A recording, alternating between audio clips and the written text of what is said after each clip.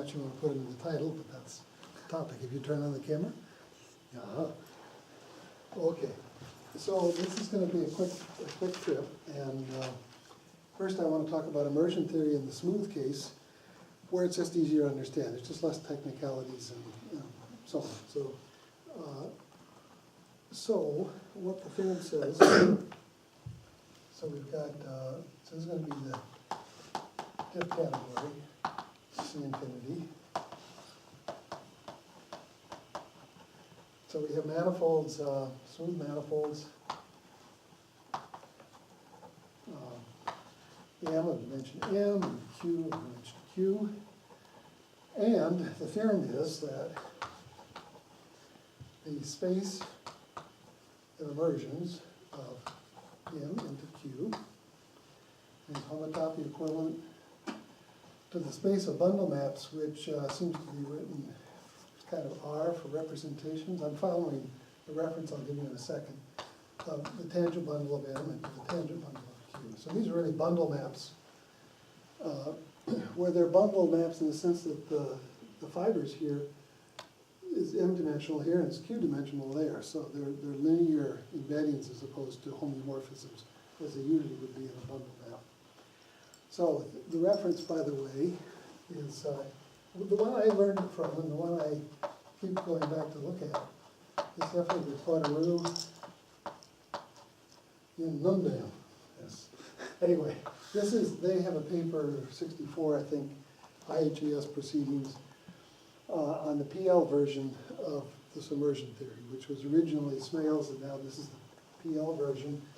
And I'm sort of following their ideas, but in the smooth case. So the theorem is originally, this theorem is originally, well, it's Hirsch's generalization of Smales' work from spheres to manifolds. So this is a homotopy equivalence if the dimension of M is less than the dimension of Q, or M has no M handles. In other words, no top dimensional handles. In other words, M can have a boundary, and particularly that it has to have a boundary in this case, and that it still should have no M handles in some handle body decomposition of it. And the reason you have to have this latter condition is a simple one. Namely, it doesn't. The theorem's false, and you can see it easily in this case. You can see it in the one-dimensional case. If I embed an arc in a bigger arc, so let's have a color.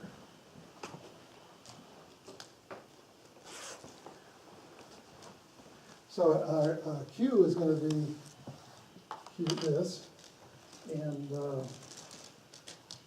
M is going to be an interval. And imagine that, well, let's see, well, it's a relative version of this that goes wrong here. But imagine that I had the boundary of this interval, and then this boundary component went in that direction, and this boundary component went in that direction. So that they went like this. Well, you could not extend it over that top dimensional handle, which is a one handle. So I'm writing this, I'm writing my one manifold as a zero handle union a one handle. And now suppose the zero handle part goes across, and I clearly can't extend that to an immersion, because there's a bump, there's a wrinkle in the middle. On the other hand, if I had one extra dimension, as in M is less than Q, then I would just get, as the yellow starts to move, I just get the red out of the way. I'd push it down, and then as the yellow goes past, I would end up with the immersion. It's gone past, so it looks like this. The other one is there, and the red part has gone to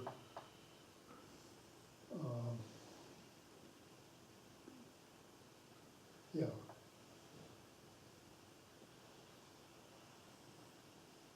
It's done that.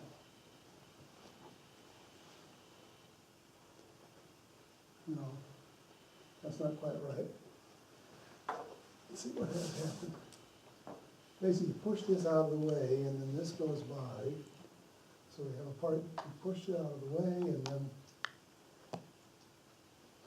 this yellow part has gone to that. And then, okay, then the other one has done a similar thing. It's gone over here and like that. Yeah, that's what it ends up looking like. So anyway, you have to have room to get the top dimensional handle, if there are any, out of the way. And that's why you're going to see this dimensional restriction pop up as we go along. So to prove this, well, what does this mean? This is just the space. This is the space of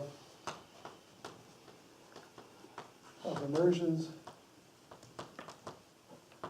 with C infinity topology.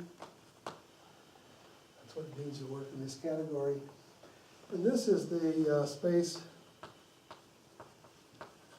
of, well, linear bundle maps.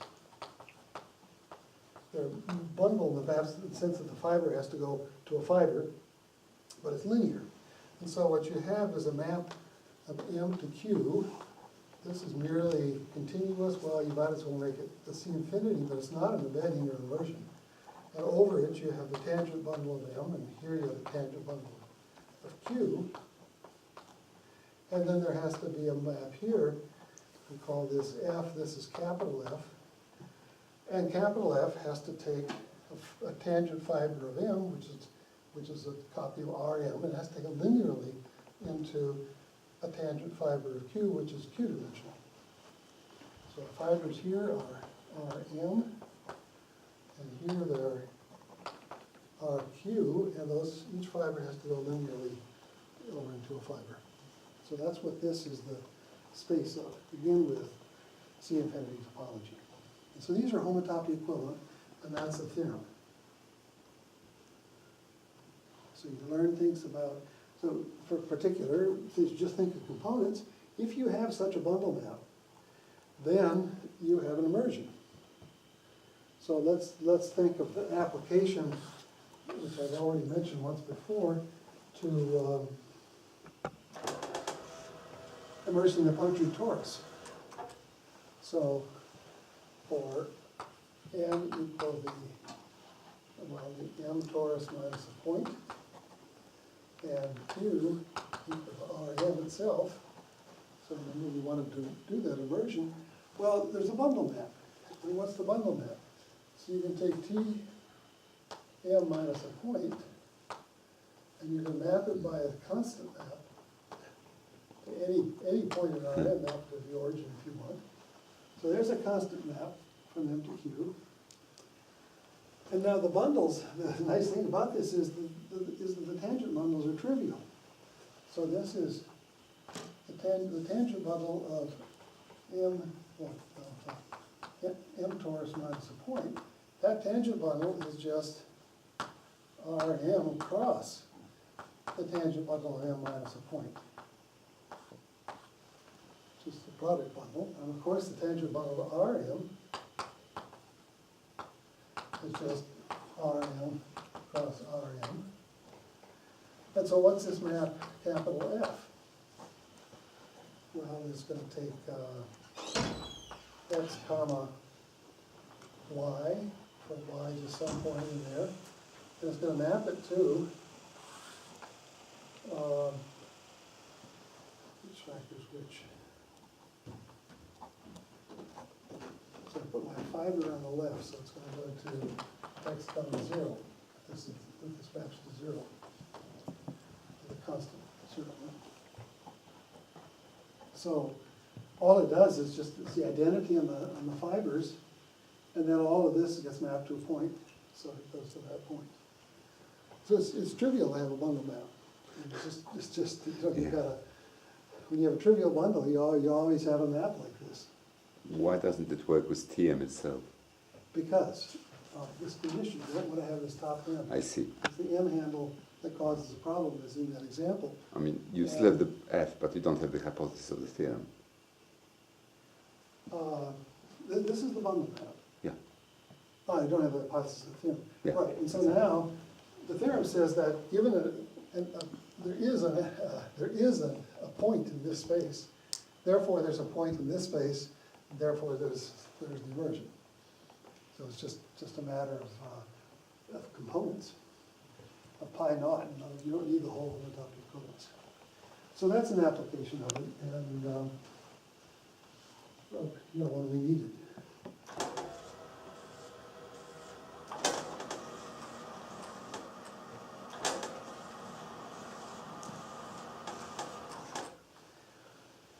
So, how does the proof go? Well, so first this is going to be a proof by handles. So imagine that you wanted to do this, check this for the two-sphere, and you wanted to get an immersion of the two-sphere. So here's the two-sphere. Now, the upper hemisphere is just a disk, a two-ball, so is the lower one, and you can certainly immerse a two-ball. So you immerse the upper and lower ones. Think of them as separate. You immerse those two pieces, and then you say, whoops, they don't agree in the equator. So that's not good. So then, see, there's existence and uniqueness here too. Two immersions are going to be homotopic through immersions if the bundle maps are homotopic. So we're doing both existence and uniqueness at the same time. So you've got your two-sphere, and you've immersed the top and the bottom half. And now you look at the equator and you say, but by uniqueness, well, uniqueness for what? Well, the equator is it's a circle, but it's a pair of arcs. And each of those arcs is a disk, and it's not hard to get a uniqueness for disks. So you take these two, and they differ, but now you make them the same on one of the arcs, and the same on the other arc by uniqueness. And then you say, well, we're almost there, but they don't agree on those two, that zero sphere. They don't agree on the zero sphere. But each point of the zero sphere is a disk. You have uniqueness there, so you fix them up with the disks, and you're done. And that's basically how this goes. You're using uniqueness all the time, and you're using so that's kind of something to keep in mind, is that picture. So what we want to prove that there's the following maps. So there's the boundary of the k plus 1 ball.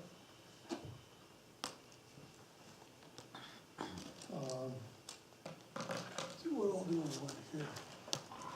Boundary of the k plus 1 ball and Q.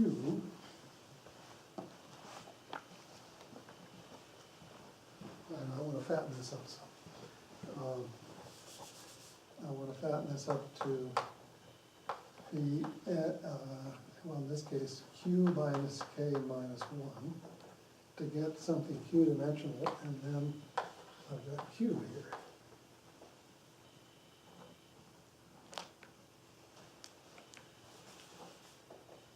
Inversions of,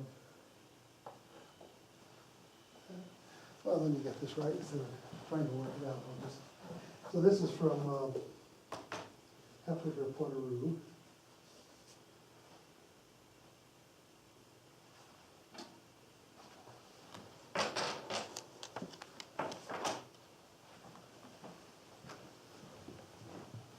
Yeah, that's what I want. So we have that, and now there's a map down to the immersions of the boundary minus dk plus 1, which is the q minus k minus 1. I don't want that. Right, this is a boundary, so don't need that. Into Q.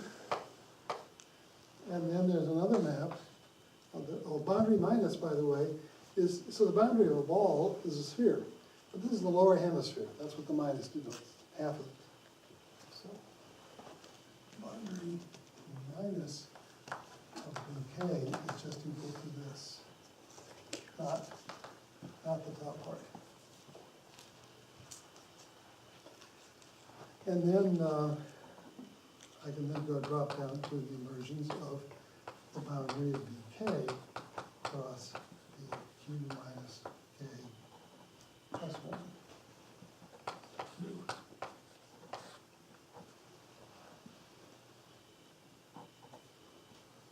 Okay, so we have the big boundary, which is the whole sphere, two-sphere, down to the lower hemisphere, and then down to the equator.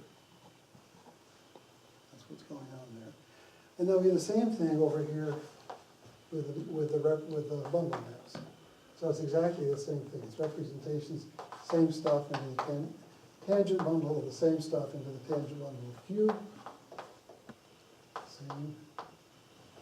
And then here we have tangent bundle of the same tangent bundle of Q. And then another one, tangent bundle of the same stuff as on the left, not the same stuff as above, Q. And these are all basically differentials. And these are restrictions.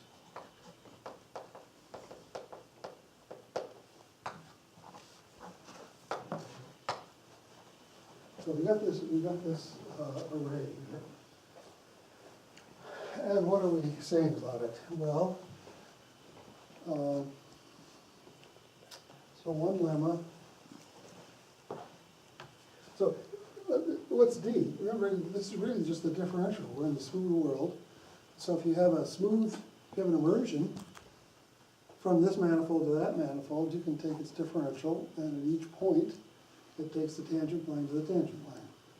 So that's all that D means. D takes you from immersions to these bundle maps, just automatically. So that's what the D's are. Here it's clearly a restriction.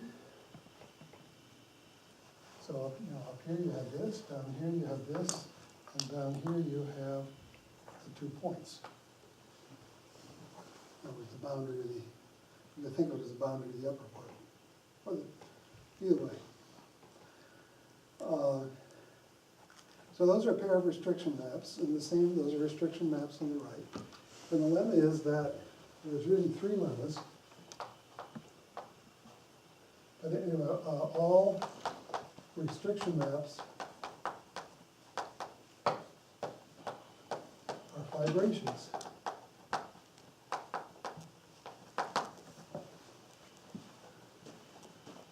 So, so let's take, we'll take this one as a restriction map. What's the fiber? Well, if you're mapping down to just this part, then the fiber is all immersions which are fixed on the bottom, which agree with the, if you're mapping down, then what's over a point? Well, a point is embedding an immersion of this part, always crossed with dk minus q minus k. So when you restrict, you're restricting to the immersion of that part, and then over that point is all the ways of putting in the upper part by keeping this fixed. So it's that relative space. That's the fiber. All right. So now suppose you knew this. Suppose you knew this lemma, that these were all fibrations. So given the lemma,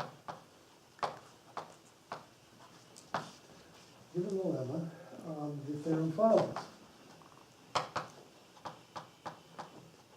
Because it's this bootstrap method. It's the bootstrap method. So you start off with the fact that, well, I guess I need another lemma. And you start off with the fact that for just a disk, for a zero handle, there's not a lot to say about a zero handle. If you are given, up in this representation, if you got a zero handle for M, and you map a point someplace, then you can just extend, where the center point goes, then the rest of the handle, the zero handle is just a ball. You just map it over, you control it just by everything is smooth. So You get an immersion just by taking the neighborhood of the point. There's nothing much to be said about a ball. So you get started by with a ball. So now then, okay. So now then, suppose you're interested in one. So then for a ball, you have this isomorphism. So one lemma, so another lemma for OK for Mn equal to a ball. That's existence and uniqueness. Because what about the uniqueness? If you have two immersions, well, they're really embeddings of a ball. I mean, they can be embeddings. And then you have a bundle map, a homotopy between the bundle maps. Well, that gives you a homotopy between the center points. You know, the center point goes around, then you just drag the rest of the ball around. And if it doesn't match up, you work with the differential. Everything is orientable. If one's orientable, then so's the other. And so you're in SON, which is connected, so you make the differential the same at the origin, and then you sort of push out by kind of an Alexander map, and you get it to be the same on the disk. So you get existence and uniqueness. For a ball, it's just easy. So existence and uniqueness. Well, then you go to, this is a fibration, and so you go to a one handle. And a one handle, if you don't think of it as a handle, a one handle is just a ball again. So since it's a ball, you can immerse it, just as we just talked about. You can immerse it, but then you're supposed to keep the ends. If it's a one handle, then you're supposed to have that immersion relative to the ends. So when you use the fact that it was a ball and you immersed it, you lost control of the zero handle, the two ends of the handle. And when you lost control of that, well, then you use uniqueness on that to bring it back to where it was supposed to be. So in other words, it's kind of, it's sort of like this. You got a handle with the ends, and now over here you've immersed it. And so then use this disk, and I immerse it like that. And then I say, aha, I lost the endpoint, so we drag the endpoints back. And now we've immersed that. And then the same thing with the uniqueness. Now, what I keep using here as you work up handle by handle is that these things are fibrations. So therefore, we've done the disk case.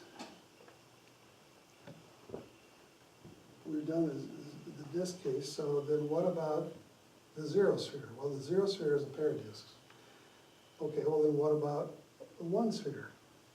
Well, so here's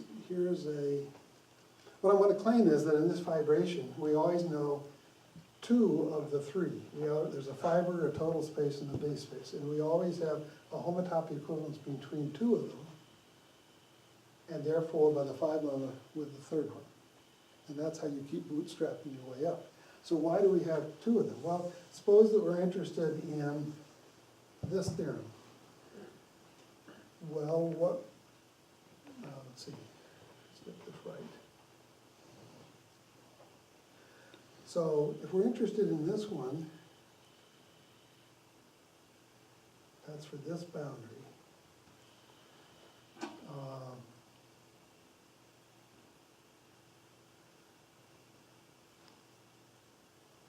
So let's see, this is a sphere boundary. This is the sphere case. These are both, this is a sphere and this is a ball. So we always know this case, and now we either are going to know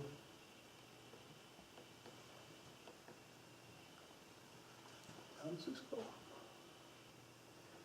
This is the sphere case of one higher. This is a K sphere, this is a K minus 1 sphere. So we're working by induction. So if we've already done the K minus 1 sphere, and this is the ball, then we know this fiber. So if we've already done the K minus 1 sphere, that's a homotopy equivalence. This is a ball, so that's a homotopy equivalence. So we have a homotopy equivalence in the fiber.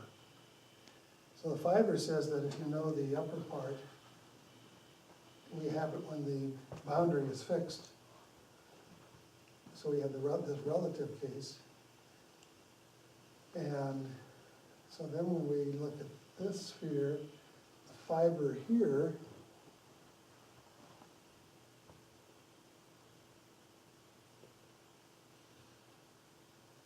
over a point of this, that's the lower boundary.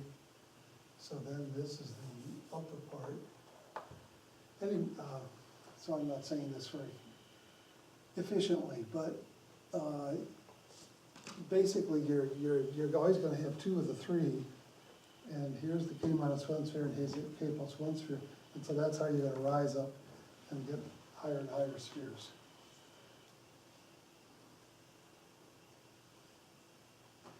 And then along with that, you're getting handles relative to their boundaries. You're getting that along with that.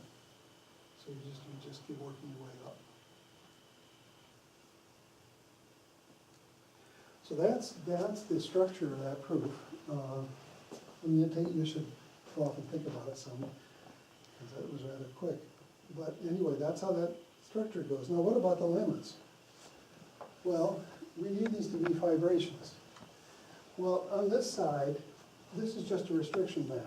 And you know that if you have a function space, a map here, and you restrict, then it's just the homotopy lifting property to extend. So these are over here it's pretty easy to get a fibration.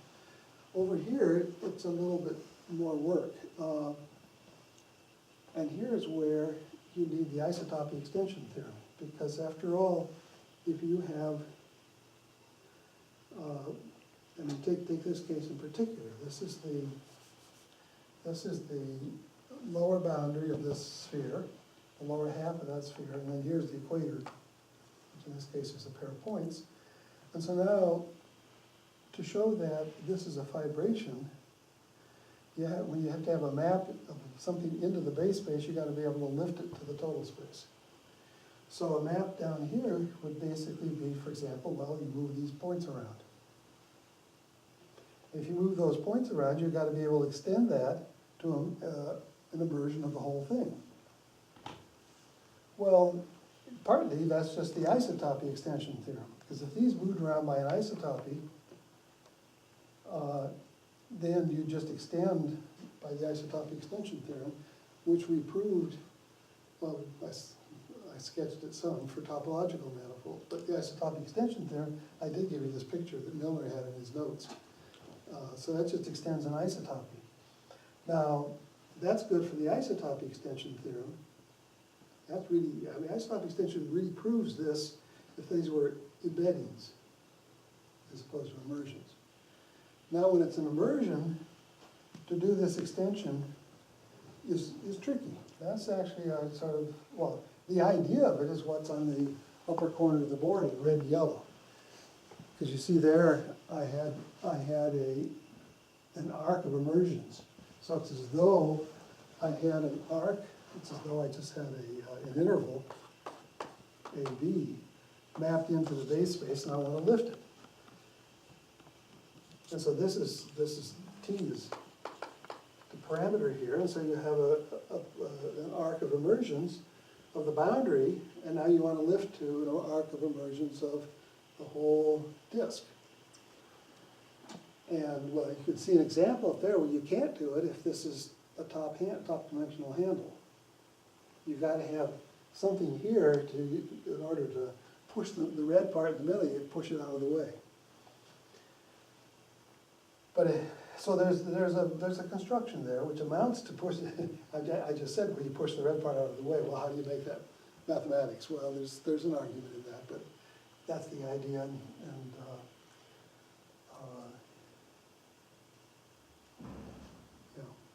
so the arguments in Hefflicker point room, and I invite you to look at it there.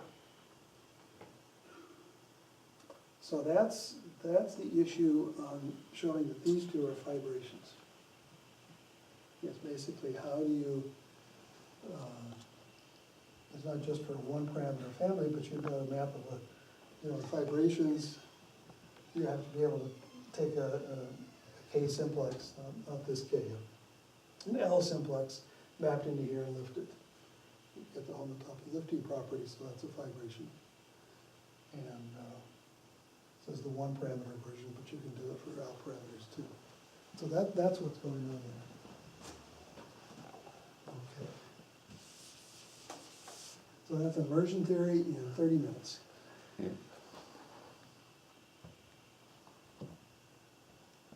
I should stop for questions. But the original thing was the Smales and Hirsch's Right. differentiable, and this is the extension to the, just checking. This is, yeah, so they did it, the smooth case. It wasn't set up this way, this neat way of setting it up with these vibrations and so on. I think it must be, I've never read, Smales papers aren't so easy to read. No. But I think his argument, this argument's implicit in there. And I don't know whether Hefliger and Proteru were the first persons who organized it just like this, or whether there's somebody before them, I'm not sure, but anyway. Yeah. So this is what I've always, this is what I learned it on, you know, when you learn something, Yes, a certain piece of software, you don't wanna look at any other pieces of software. Invested a certain amount of time in it. Yeah. It's in French, but that's, if I can read French, why then you guys can too. It's- All right, well, okay, so then the point of this is to calculate pi k of top mod PL. And so really it's going to be pi k of top, let's say, m mod PLM. So this is homomorphisms of RM, and PL homomorphisms of RM. And I'm just going to ignore the semi-simplicial complications and so on and pretend they aren't there. And you'll see the ideas, and it's just technicalities. Not necessarily easy technicalities, but technicalities to get around it. So we want to calculate this. And so what's an element here? Well, an element here is a map of EK cross RM to BK cross RM, which is fiber homomorphisms on the fiber, PL and their boundary.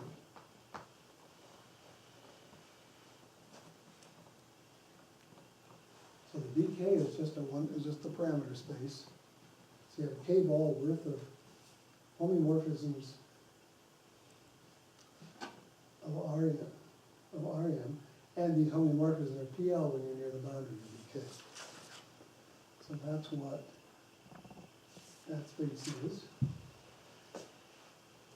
Well, we want to think of this kind of like, well, first place, if you just think of this as a K handle being mapped into some PL manifold. After all, this is PL, just BK across RM. And so here you have BK across RM being mapped, well, it's only a homomorphism on the fiber. The fiber being RM. Fiber being RM, yeah. Yeah, fiber's RM. But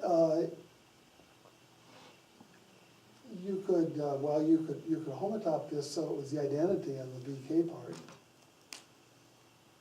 Just because that's this, well, but anyway, the point is we know how to straighten this. We know how to isotop this to a PL handle if K is not equal to 3.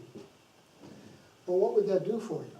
Well, if you isotop this to a PL handle, you don't preserve fibers. There's never anything said about preserving the fibers of a handle.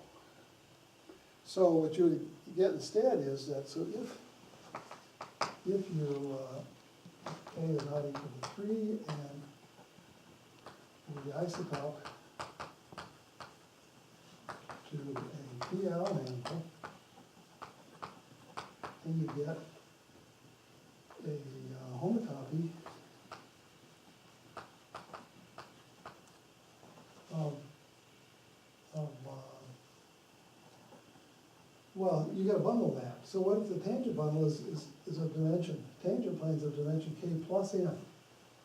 So you get a homotopy from,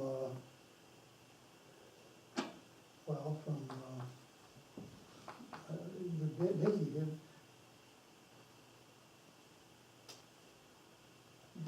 you essentially get a homotopy of BK. The point I'm trying to make here is that the tangent planes are K plus M dimensional, and you're fixing up those tangent planes to make them all PL. So you're sort of turning this into having a parameter space, which is BK cross RM, but in particular BK cross 0. Just focus on BK cross 0. When you make that PL, then you've made all of its tangent planes along BK cross 0. You made them all PL. So you've really got a map of BK cross RK plus M to BK cross RK plus M. And this is still fiber preserving, the fiber on the map, and it's PL on the fibers. So you get a homotopy to such a map. So this is now a K-ball worth of PL homeomorphisms of RK plus M, and you never had to do anything on the boundary. So what this argument at this level says that if you take this and you include it into pi k of top K plus M, well, P K plus M, then this is, so if you include, then this is trivial. So this map, this is the 0 map.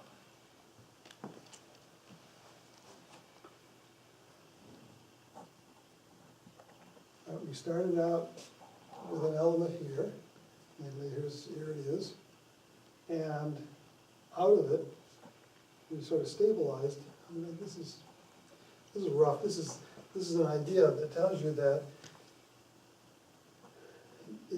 that knowing how to straighten handles tells you that things here are 0, except that we've had to stabilize from M to K plus M. Well, this is a nice theorem, but it's not quite the theorem we want. We want something better than that. So somehow or other we have to deal with this issue of going up to K plus M. So we do that.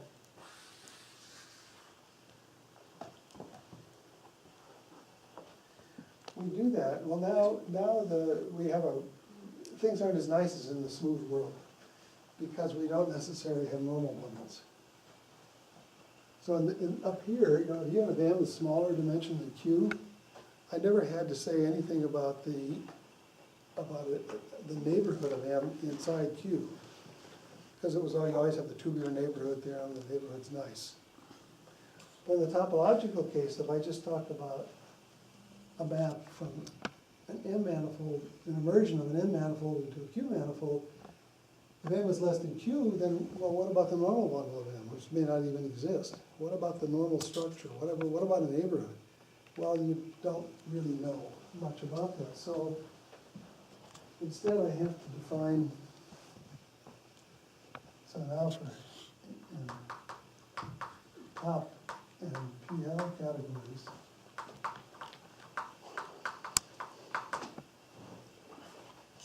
so did I ever wrap that up over here? I mean, this is all a theorem in the smooth case, and what I said was the same proof goes through.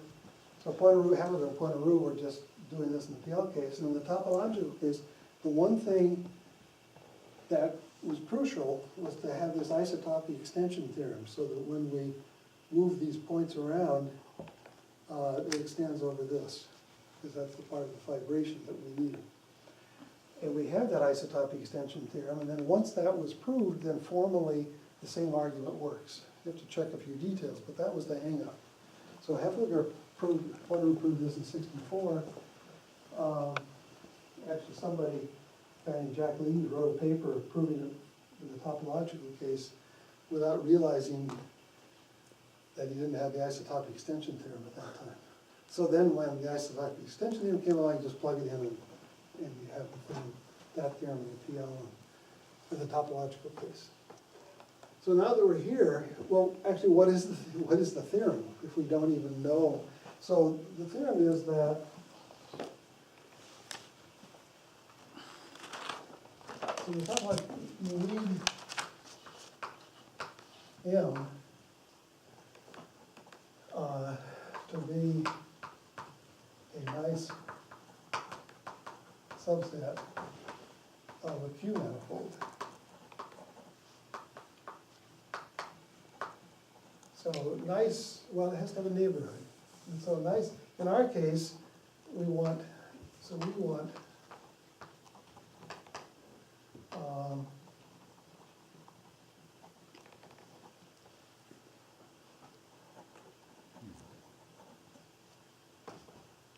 and we want M inside a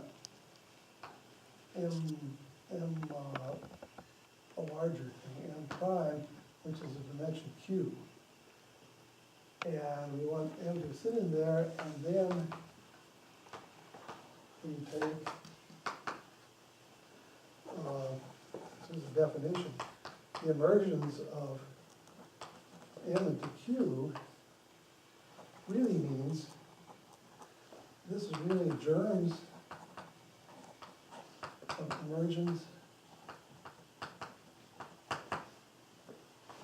of the neighborhood of M in this manifold M prime Q. So hanging around is actually M prime. So you can decorate this with M prime, because you could put M in an M prime that has the wrong sort of normal bundle. If there was a bundle, it would have the wrong normal bundle. If M is a circle and you're immersing it in RP2, you could immerse it as a little trivial circle with a trivial normal bundle, or you could immerse it in there going around and have a nobody spin normal bundle. So when you pick this Q-dimensional thing that M sits in, you're sort of picking a normal bundle for M.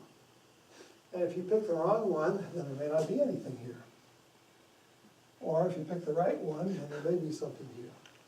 And okay, so that's what that is. And then the same thing with the representations of these R things. So the tangent bundle of M, tangent bundle of Q. Well, this really means the tangent bundle. This really means fibers, tangent fibers, tangent Q fibers, Q-dimensional fibers, to M prime at points of M. So M sits inside here. M sits inside here, and now it's going to have not just the tangents to M, but actually the tangents to the Q-dimensional tangents here. And we need that. We need, in the topological case, we need homeomorphisms of RM. So over in the smooth case, remember I said it was linear maps, space of linear bundle maps. And that was good enough. Because we know that when you take a space in linearly, you know what's happening around it. In the topological case, you didn't want to wildly many. You needed to know something about the neighbor, about a neighborhood of it, like it being locally flat or something. You need to know something. Well, how do we encode that something? Well, we encode it by putting M inside something of Q dimension Q. I mean, this could just be M cross R Q minus M. That's a trivial normal bundle. But you might want a different normal bundle. Or you might want something that doesn't even have a normal bundle, but it's still got this neighborhood structure in here so that you get a Q-dimensional fiber. And then if you have a Q-dimensional fiber, then it makes sense to talk about here, to talk about what are these things? These are then, well, it's a tangent bundle of M prime, so the fiber is RQ, mapping over to the tangent bundle of Q, fibers are still RQ. So they can be homeomorphic. This can be a homeomorphism on each fiber. And then you have a map down to M, and a map for that to Q. This is just a continuous function. And so on. So it's these things which are the bundle maps. So see, the point is that in the smooth case, you know, it was enough to have just a linear map of Rm into Rq. But in the topological case, we need more. We need to have a homeomorphism of Rq to Rq. Otherwise, it just can't get anywhere. So these are the objects. These are the two objects that we have for the immersion theorem. When I say that the smooth proof that I gave over there goes through, well, it goes through in this sense.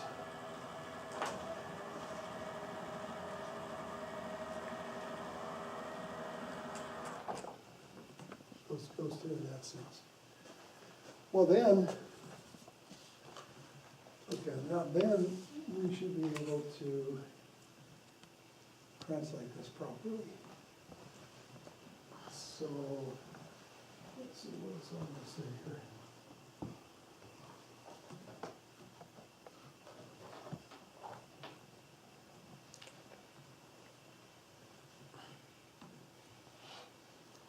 Yeah, so I'm going to say that what we're after, pi k, on top m, for LPL m, I'm going to say that that's the same as pi naught of this space of representations. Space of representations where, now, so I'm going to decorate this m prime is, right, is bk cross r m minus k. And then this is the tangent bundle of bk, the tangent bundle of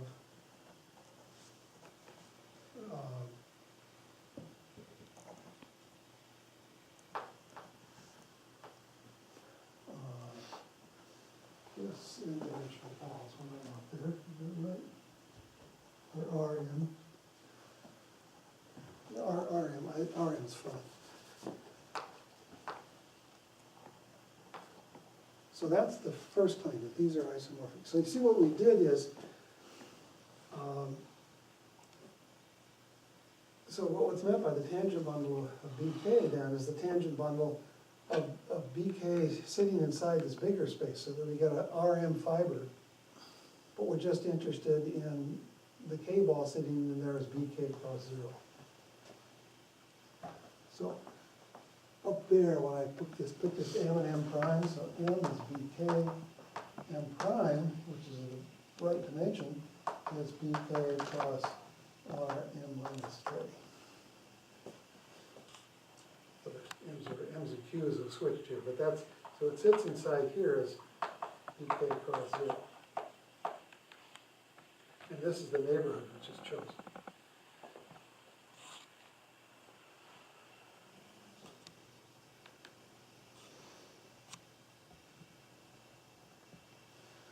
So if you pick an element of here, it's a map of bk cross it's a map, it's a k-parameter family of homeomorphisms of Rm.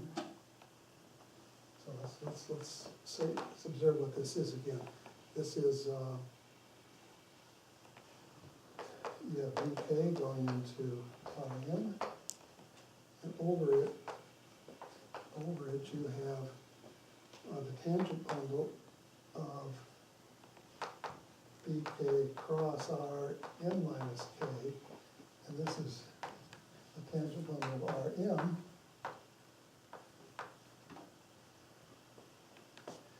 And so for each point, so you have a map F, whatever it is, so a point of R, bk goes to a point of Rm, and what happens over that point? Over that point you have a tangent plane of Rm going to the tangent plane of Rm. So tangent planes here are Rm, tangent planes here are Rm, For each point of BK, you're getting a map of a copy of RM to that copy of RM. Well, that's just what this is. Just gotta get used to the notation. This is, of course, this is PL near the boundary. In other words, those are PL homeomorphisms up above. So that's what the thing on the right is, and that's what the thing on the left is. And so here, we're interested in just homotopy classes. So over here, pi naught is homotopy classes of these things, components of those things. Okay, so now we want to calculate this. Well, this is isomorphic to, so the next one is,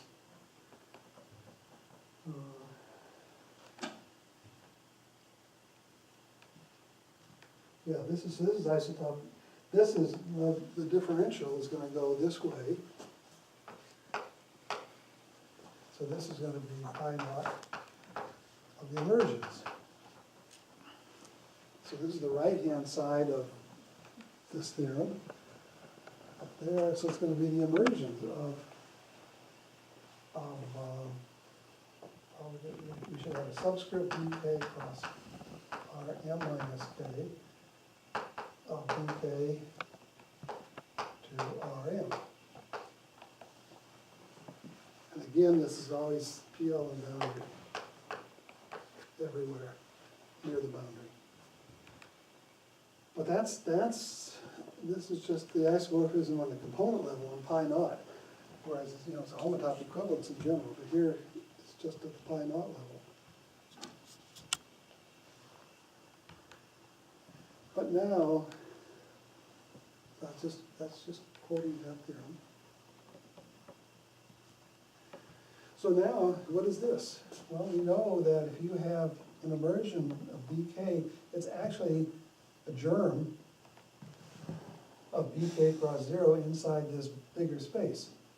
But if it's a germ, it's a neighborhood of in this case, it's got because this is so simple, a germ neighborhood, it will be a neighborhood of the form BK cross some tiny open ball.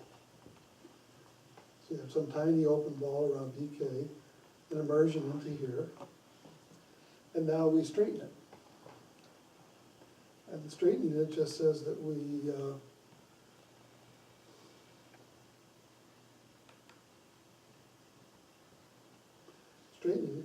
straighten it, and that says that the element's 0. So we straighten it if k is not 3. So so we just basically we're done, because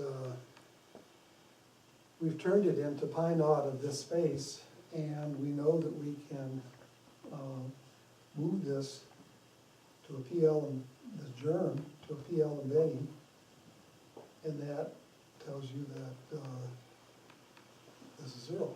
So if k is not 3, can homotop straighten this immersed. Let me make a remark about that. This immersed k handle in RM. Straighten the source into a PL immersed k handle. So we get 0 for the answer, because we can. And so what about the immersion? Remember, so far, all this big diagram, the torus trick and all that was all for an embedded handle. But if you remember the proof, if you remember, I started off right here, this part of the blackboard. I started off at the bottom with a BK plus Rn over into some Q manifold, which was PL. And this was an embedding. And the very first thing I did was pull back the PL structure so that this was a PL embedding. In other words, I took this PL structure and pulled it back so it was a PL embedding. And then we carried this PL embedding up the left side. We got a PL structure on the BK across the M torus, and then we invoked wall and continued. Well, an immersion pulls back a PL structure just as well as an embedding. There's no problem, because in an immersion, I mean, how are you pulling back the PL structure? Well, you have a pair of charts, and they overlap in a piecewise linear fashion.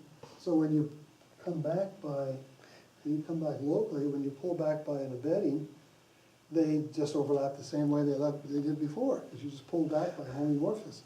So then they still overlap, and those charts and those overlaps are what this PL structure sigma is. But an immersion is locally a homeomorphism. So just make your charts small.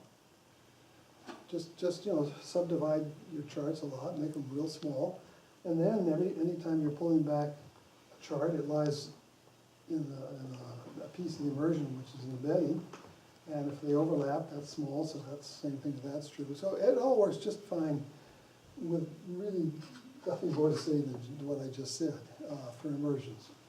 So this part is just fine, and it's an immersed K handle, you can still straighten it. And then, the K equals 3 case. In the K equals 3 case, you just pick one that can't be, and you find two components here, and that gives you the fact that's Z mod 2.